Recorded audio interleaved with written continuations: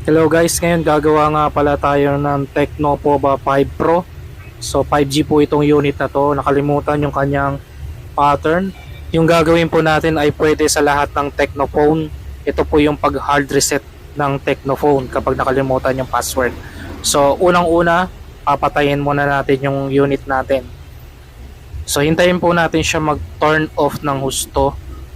So pag tingin natin patay na talaga siya, diinan natin yung volume up at saka yung power button ng sabay. 1, 2, 3. Yan, diinan natin yung sabay yan.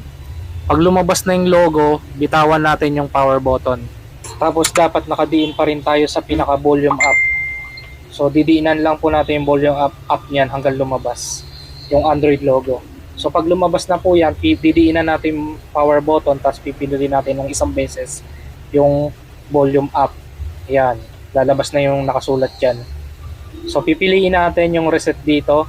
So ibababa po natin yan gamit yung volume down. Pipindutin natin yung volume down yan hanggang mapunta sa reset.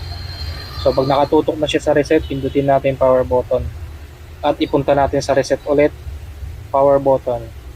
So magre-reset na po yung phone nito. Tapos piliin natin yung nasa unahan, reboot.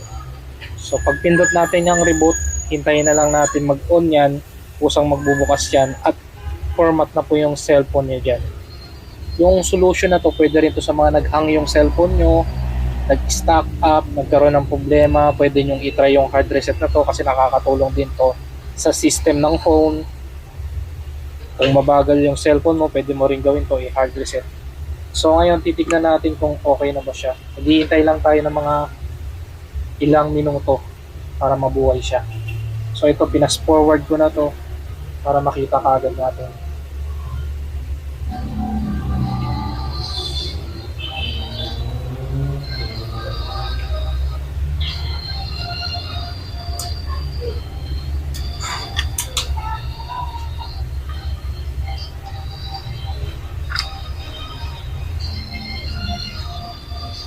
Medyo matagal lang siya kaya hintayin nyo na lang mag-on.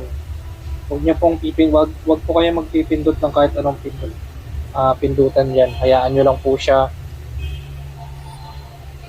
Kasi talagang matagal po yan kapag nag-reset tayo ng cellphone.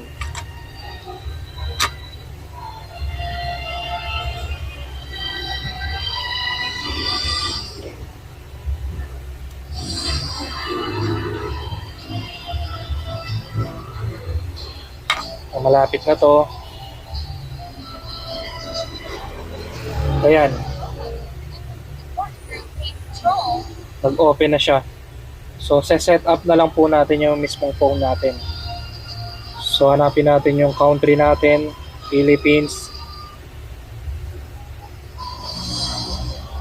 Next lang po natin hanggang mapunta siya sa pinaka menu.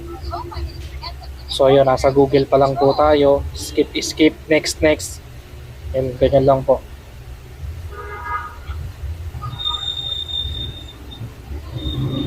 So, ayun, tapos na. Ayun, gumana na. So kung nakatulong sa iyo itong video na to, paki-like naman at i-share at mag-comment ka na rin para makatulong ka sa community ko. Maraming salamat sa panonood. Subscribe. Salamat.